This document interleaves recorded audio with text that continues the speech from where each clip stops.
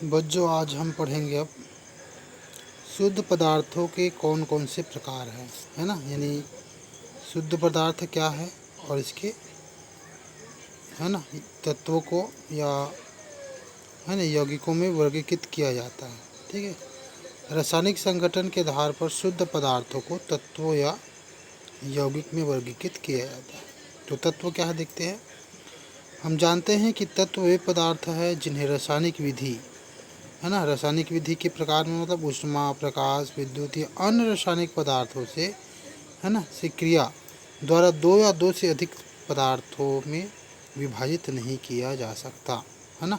यानी तत्व जो है ऐसे पदार्थों को बोलते हैं बच्चों जिससे किसी भी, है ना, किसी भी जो है तरीके से उसको अलग नहीं कर सकते, वो अपने आप में अकेला रहता है।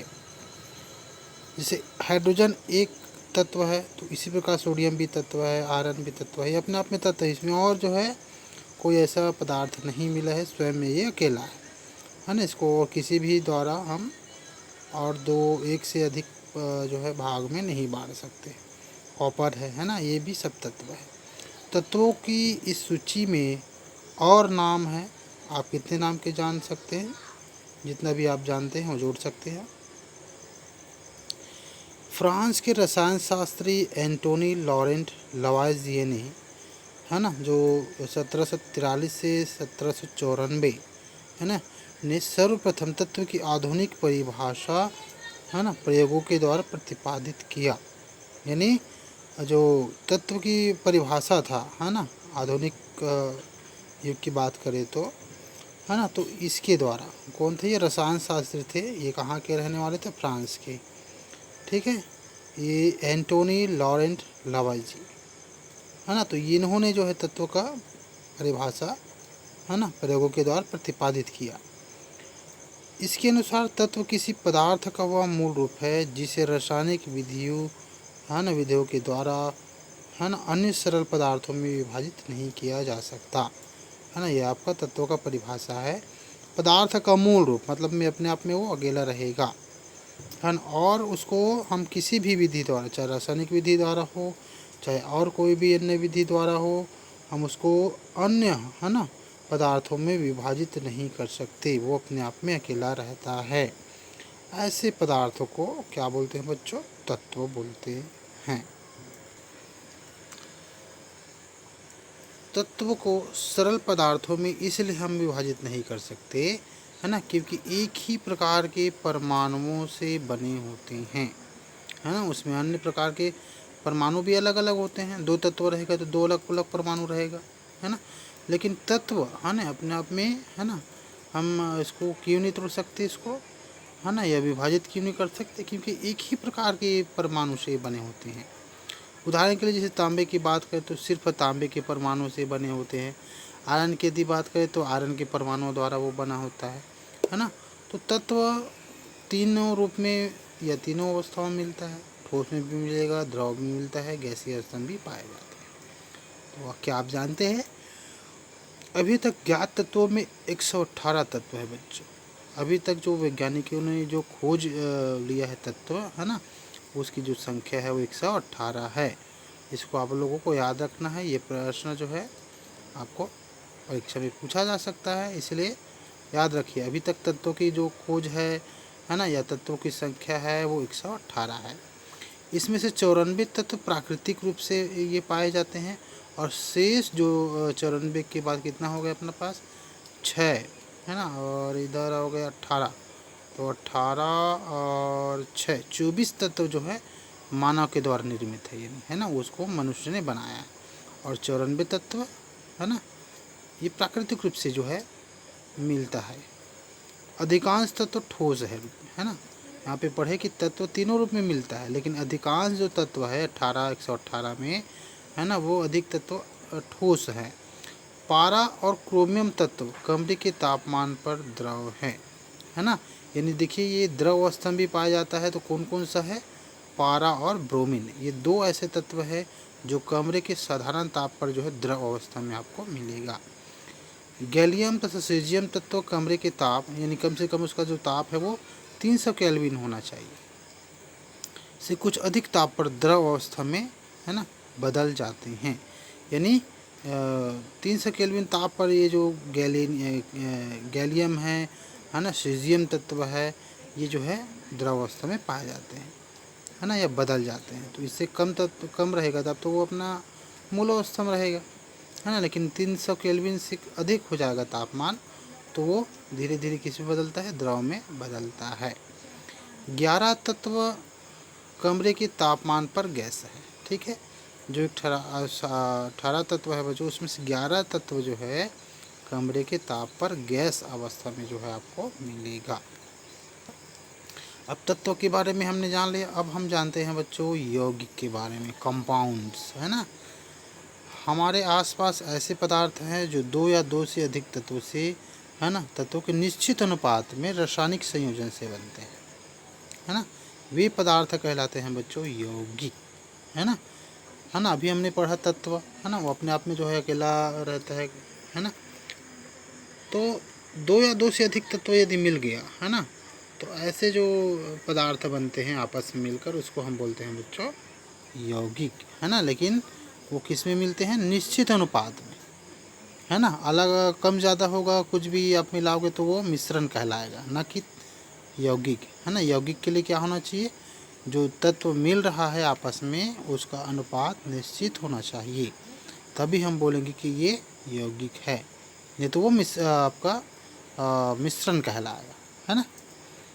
रासायनिक अभिक्रिया के पश्चात बने यौगिक के गुण अवयवी तत्वों से भिन्न होते हैं, है ना। यानी जिस 2 तत्वों या 3 तत्वों या अधिक तत्वों से मिलकर वो बन रहा है ना, तो उसका जो गुण है बच्चों, है ना, अवयवी यानी जिस तत्व से मिलकर बन रहा है ना, उसका जो गुण है वो यौगिक के गुण से अलग होते हैं। यानी ऐसा नहीं है कि अमुक अमुक तत्व से मिलकर बन रहा है तो उसका भी गुण जो है, यौगिक का भी गुण वही होगा, ऐसा नहीं है ना। वो क्या होगा, यौगिक का जो गुण होते हैं वो अलग होते हैं जिससे वे मिलकर बने होते हैं। जैसे हम उदाहरण के लिए समझे कि भाई H2O है ना, पानी है, तो पानी हाइड्रोजन के 2 भाग और 1 भाग जो है क्या रहता है, ऑक्सीजन, है ना। तो ये मतलब नहीं कि पानी बन गया तो हाइड्रोजन जो है अब जलता है ना, ज्वलनशील गैस होता है ना। और ऑक्सीजन क्या करता है, जलने में सहायक होता है ना। तो भी पानी भी थोड़ा जलने में, पानी कहाँ से जलने में सहायक होता है, नहीं होता है। हाइड्रोजन ज्वलनशील है तो ये पानी जलता है क्या, नहीं। तो यहीं पे जो है आपको समझ आ गया होगा कि 2 तत्व से मिलकर बना है ये, हाइड्रोजन तत्व और ऑक्सीजन तत्व। तो इसका जो गुण होता है ना, अब ऑक्सीजन का गुण होता है आपका क्या होता है, जलने में सहायक होता है। हाइड्रोजन की यदि बात करें तो हाइड्रोजन जो है ज्वलनशील गैस होता है ना। तो दोनों से जो मिलकर बना हुआ है पानी, उसका गुण इससे अलग होता है ना। पानी न तो जलता है न तो जलने में सहायक है ना, जबकि ये ज्वलनशील गैस हाइड्रोजन H2 और पानी जो जलने में सहायक है ना, उससे मिलकर ये बनता है। किससे बनता है, रासायनिक संयोजन से। लेकिन पानी न तो ज्वलनशील होता है और न ही जलने में सहायक है ना। तो यहाँ पे आपको क्लियर हो गया होगा, है ना, कि तत्वों से भिन्न होते हैं यौगिक के जो गुण है वो। अब आगे देखते हैं, बल्कि वह ज्वाला को बुझाता है ना। पानी क्या करता है, ज्वाला को, आग को बुझाता है, न तो वो जलने में सहायक है न तो खुद जलता है। लेकिन इससे जो बना जो तत्व है ना, हाइड्रोजन और ऑक्सीजन, है ना, इसका जो गुण है अलग है, ठीक है। पानी में उपस्थित अवयवों के अनुपात को जानने के लिए एक क्रियाकलाप द्वारा हम देखते हैं, है ना। पानी में उपस्थित अवयव के अनुपात, यानी अवयव मतलब किससे मिलकर बना है वो, हाइड्रोजन और ऑक्सीजन, यही इसके अवयव कहलाएंगे, है ना।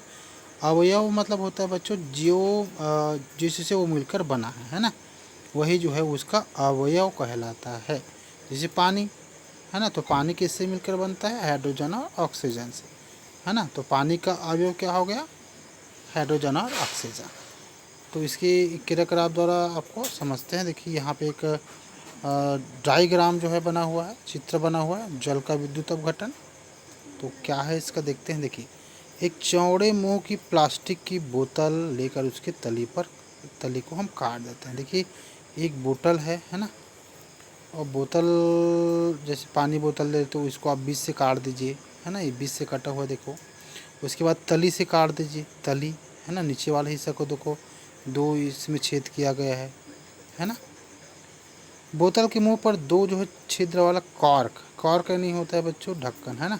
ये देखो ये आपका ये परख नली है, इसमें आपका क्या लगा दिया है, देखो ये कॉर्क लगा दिया है ना। ये कॉर्क है 2 छिद्र वाला, एक छिद्र यहाँ है, एक छिद्र यहाँ है ना। है ना, इन छिद्रों में कार्बन के 2 छड़े, देखिए ये जो आपको दिख रहा है ये वाला, है ना, ये आपका कार्बन का 2 छड़ लगा दिया है, ठीक है। बोतल को चित्र के अनुसार आपको जमाना है। उल्टी रखी बोतल में 2/3 जल भर दी। देखिए ये बोतल उल्टा रखा हुआ है, इसमें कितना भरना आपको 2/3, है ना, 2/3 आपको जल लेना है। और उसके बाद इसमें क्या डालना है, तनु सल्फ्यूरिक अम्ल यानी H2, है ना, SO4। जो तनु सल्फ्यूरिक अम्ल है ना, H2SO4, है ना, उसको आपको क्या करना है, इसमें डालना है। इतना डालना है आपको 2/3 जल भरकर, कुछ बूंदे, है ना, गिना तो नहीं है कि 2 है 3 है, लेकिन कुछ बूंदे इसमें आपको मिला देना है। जल से भरी कांच की 2 नलियों को कार्बन इलेक्ट्रोड पर इस प्रकार रखना है कि परख नलियों में हवा बिल्कुल ना जाए। देखिए जल से भरी कांच की 2 परख नली को कार्बन इलेक्ट्रोड पर, देखिए ये जो कार्बन इलेक्ट्रोड हो गया काला काला दिख रहा है लंबा वाला, ठीक है। अब इस पर जो है ये देखो ये परख नली है, देखो ये वाला परख नली है, ये परख नली है, इसको उल्टा रख दिया है। कार्बन के छड़ पर क्या रखना है, इसको उल्टा रखना है ना। और इससे आपको क्या ध्यान देना है इसमें कि हवा बिल्कुल ना जाए, परख नली पानी से पूरी तरह भरा रहे। तो देखिए ये परख नली आपको पूरा भरना चाहिए, है ना, लेकिन ध्यान आपको ये देना है कि इसमें हवा बिल्कुल ना जाए। दोनों इलेक्ट्रोडों को 9 वोल्ट की बैटरी से जोड़ा जाए। देखिए यहाँ पे ये कार्बन का छड़ है ना आपको, तो ये कार्बन का छड़ को देखिए एक वायर के द्वारा, है ना, इलेक्ट्रोड में, है ना, या बैटरी के द्वारा इसको जोड़ दिया। 9 वोल्ट की बैटरी है ये, और बैटरी का जो कनेक्शन है कहाँ कर दिया है बच्चों, ये कार्बन के छड़ में जो है ना, ये आपको कनेक्शन कर दिया गया है। अब आगे देखते हैं क्या होता है। दोनों परख नलियों में एकत्र हो रही गैसों को ध्यान से आपको देखना है। देखिए जब 9 वोल्ट की बैटरी को हम जोड़ते हैं, है ना, तो इलेक्ट्रोड में क्या होता है, विद्युत धारा प्रवाहित होता है ना, करंट फ्लो होता है ना। तो इससे क्या होता है, दोनों परख नली में एकत्रित हो रही गैसों को ध्यान से आपको देखना है। दोनों परख नलियों में समान दर से गैस एकत्रित नहीं होता है। तो देखिए यहाँ से जैसे ही ये बैटरी चलता है, कनेक्शन करते तो इसमें क्या होता है, करंट बहता है ना। तो करंट बहने से होता है क्या होता है, इसमें रासायनिक क्रिया होता है। तो रासायनिक क्रिया के फलस्वरूप देखिए ये बूंद बूंद दिख रहा है आपको, है ना। तो ये इसमें गैस एकत्रित होता है ना। देखिए ये वाला परख नली में ज़्यादा गैस दिख रहा है, 1 2 3 बिंदु दिख रहा है ना। ये वाला जो परख नली में आपका 1 बिंदु है, यानी कम गैस एकत्रित हो रहा है। और ये वाला परख नली में क्या हो रहा है, ज़्यादा गैस एकत्रित हो रहा है ना। तो जब एक परख नली में पूरा पानी नीचे उतर जाए, है ना, जब गैस भरते जाएगा बच्चों, तो पानी का जो स्तर है परख नली में वो धीरे धीरे क्या होगा, कम होते जाएगा। यानी गैस भरते जाएगा तो पानी क्या होगा, है ना, नीचे उतरते जाएगा, है ना, परख नली से बाहर जाएगा। तो आपको ध्यान देना है कि पानी नीचे उतर गया, यानी गैस पूरा भर गया परख नली में। तो दोस्तों क्या करना है, गैस को का आयतन लगभग आधा था, है ना। अब देखिए परख नली में ये एक परख नली में पूरा भर गया, पानी पूरा नीचे उतर गया, गैस पूरी भर गई। तब दूसरे जब परख नली में देखते हैं तो गैस का जो आयतन है लगभग आधा था, यानी एक परख नली पूरा भर गया गैस से, है ना, और पानी पूरा निकल गया। तो दूसरे में क्या था, केवल आधा ही गैस भरा था। तो इस प्रकार दोनों परख नलियों में एकत्रित गैसों के आयतन में अंतर था, है ना, यानी एक में ये पूरा था और उतना ही समय में एक में आधा गैस था। जब आधी भरी परख नली से पूरी गैस भर गई तो इसे बीकर से बाहर हम निकाल लिए। अतः दोनों क्रमशः परख मुख्य पर जाली माचिस की तीली ले जाते हैं। देखिए जब दोनों जो है भर जाता है ना, गैस से, तो उस परख नली को हम पूरी निकाल लेते हैं, है ना। निकालने के बाद क्या करते हैं, उसके परख नली के मुंह पर जो है जलता हुआ माचिस की तीली ले जाते हैं। तो माचिस की तीली ले जाने पर क्या हो गया, देखो आगे।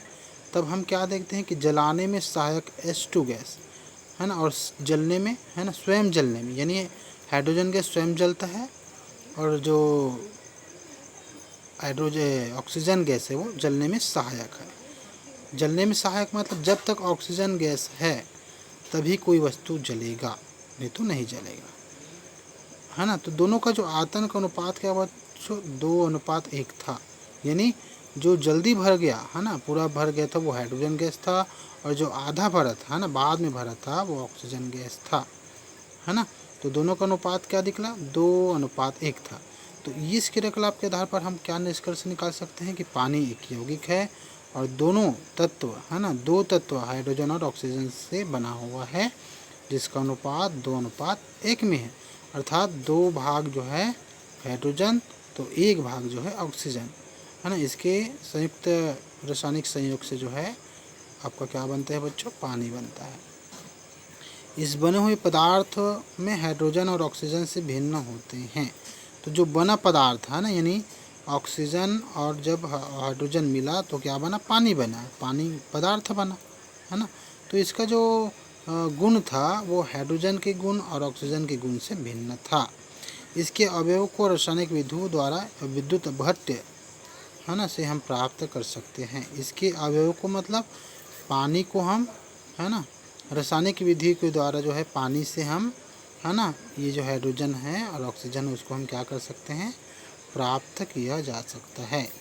यदि जल में भार की दृष्टि से हाइड्रोजन और ऑक्सीजन के द्रव्यमानों के अनुसार अनुपात की यदि हम गणना करें तो यह सदैव 1:8 जो है होता है ना। यदि द्रव्यमान की बात करें बच्चों, है ना, हाइड्रोजन और ऑक्सीजन की, तो हाइड्रोजन का अनुपात 1 और ऑक्सीजन का अनुपात 8, यानी 1:8 होता है, चाहे जल का स्रोत कोई भी हो, है ना। इस प्रकार यदि 9 ग्राम जल अपघटित करे तो यह जो है 1 ग्राम हाइड्रोजन देगा, यानी 9 ग्राम में जो है 8 ग्राम क्या होगा, आपका ऑक्सीजन होगा और 1 ग्राम जो है हाइड्रोजन होगा, है ना। तो 1:8 हो गया।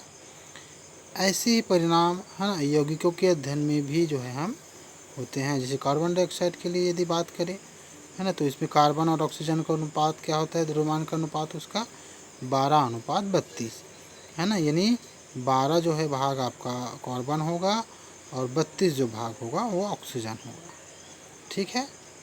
तो प्राउस्ट ने इस प्रकार जो है प्रयोगों के द्वारा यह प्रतिपादित किया कि कोई भी यौगिक हो, है ना, 2 या 2 से अधिक तत्वों से वो बना होता है। यानी 2 या 2 से अधिक तत्व मिलकर यदि कोई पदार्थ बनाता है तो उसको हम क्या बोलते हैं बच्चों, यौगिक बोलते हैं, है ना। उसमें तत्वों का जो अनुपात होता है वो स्थिर होता है, यानी निश्चित अनुपात होता है, चाहे वो किसी भी प्रकार उसको हम प्राप्त कर किया हो या बनाया गया हो, उसका जो अनुपात होगा अवयवी का, है ना, अवयवी तत्व का, वो निश्चित होता है। और इसी को ही बच्चों क्या बोल दिया जाता है, निश्चित या स्थिर अनुपात का नियम बोलते हैं। अमोनिया, खाने का सोडा आदि भी यौगिक के अन्य उदाहरण हैं। खाने का सोडा आप लोग देखते होंगे, इसमें भी अवयवी तत्वों का अनुपात जो है निश्चित होता है, ठीक है। तो इसी जो नियम है उसको क्या बोल दिया गया, निश्चित या स्थिर अनुपात का नियम।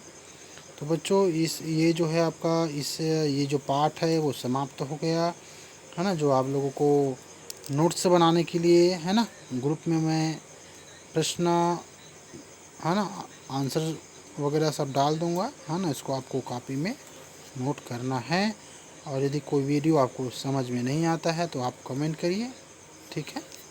चलिए।